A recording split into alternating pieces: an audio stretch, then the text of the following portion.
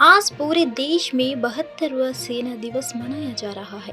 आज सिकंदराबाद के वीरोला सैनिक स्मारक के सेना दिवस के अवसर पर पारंपरिक स्मारक के साथ युद्ध स्मारक समारोह का आयोजन किया गया है। Lieutenant general T S A. Narayanan, commandant सैन्य कॉलेज ऑफ ई.एम. में major general R K. Singh, general officer commanding Telangana और Andhra sub area brigadier Abhijit Chandra, station commander lieutenant general सेवानिवृत्त सुरेंद्र नाथ ने माल्यार्पण किया और शहीदों को श्रद्धांजलि दी। राष्ट्र के लिए अपना जीवन लगा दिया। सिकंदराबाद के सैन्य स्टेशन में सेना दिवस मनाया गया। हर साल 15 जनवरी को सेना दिवस मनाया जाता है। Field marshal KM. करियप्पा को भारतीय सेना के पहले कमांडर इन चीफ के रूप में, general sir Francis butcher Bharat के अंतिम ब्रिटिश कमांडर इन चीफ 15 को मनाया जाता है।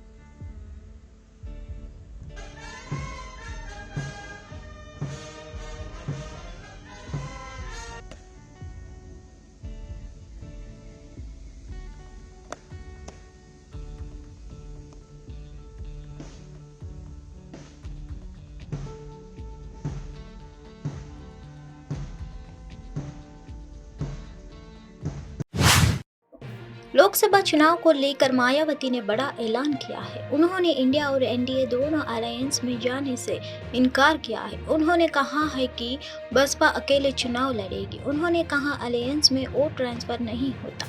हमारी पार्टी लोकसभा के चुनाव अकेले ही लड़ेगी। मायावती ने कहा कि हम इंडिया अलायंस में शामिल नहीं होंगे। बसपा चीफ ने कहा कि हमारी पार्टी किसी भी गठबंधन में शामिल नहीं होगी।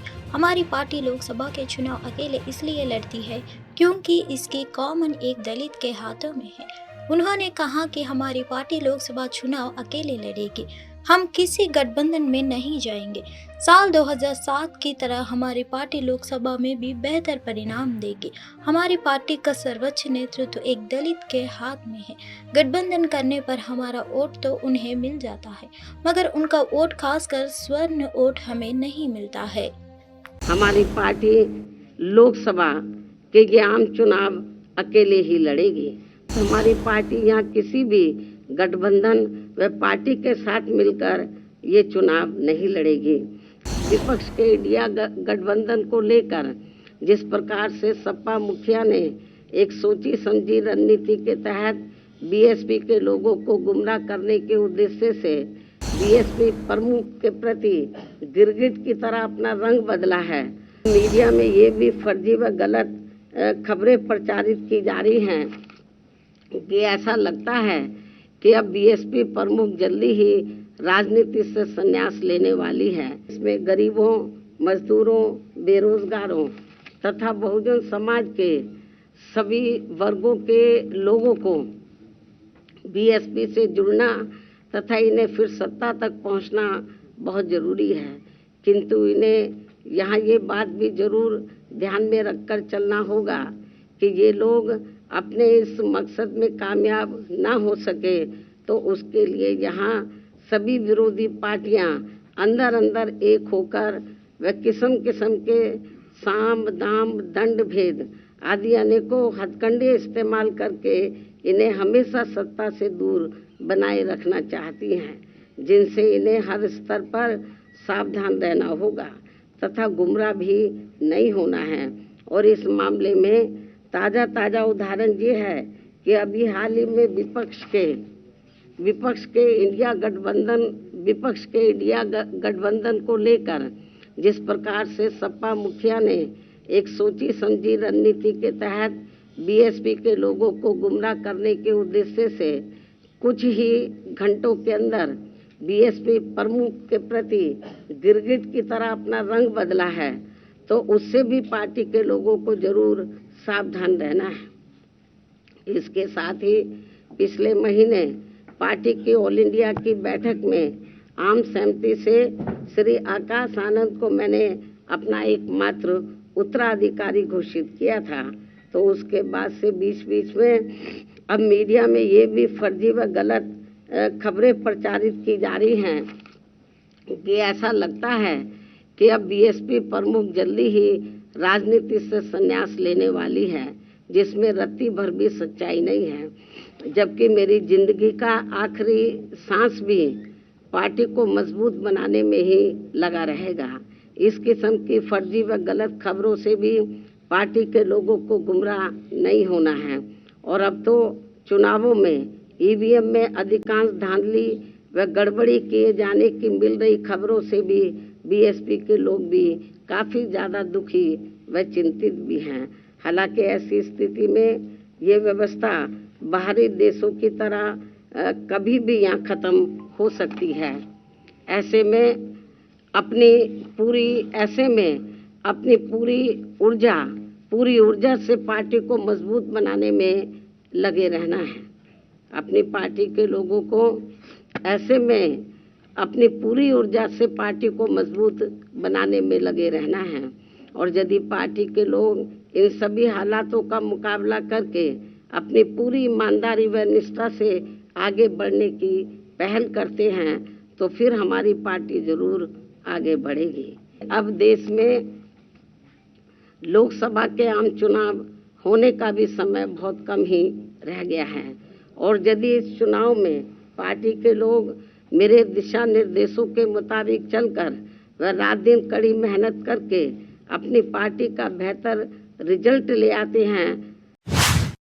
मध्य प्रदेश के उज्जैन के विश्व प्रसिद्ध श्री महाकालेश्वर मंदिर में सोमवार सुबह हुई भस्म आरती में भारतीय क्रिकेट टीम के खिलाड़ी शामिल हुए। उन्होंने नंदीहाल से बैठकर बाबा महाकाल की दिव्य भस्म आरती के दर्शन किए।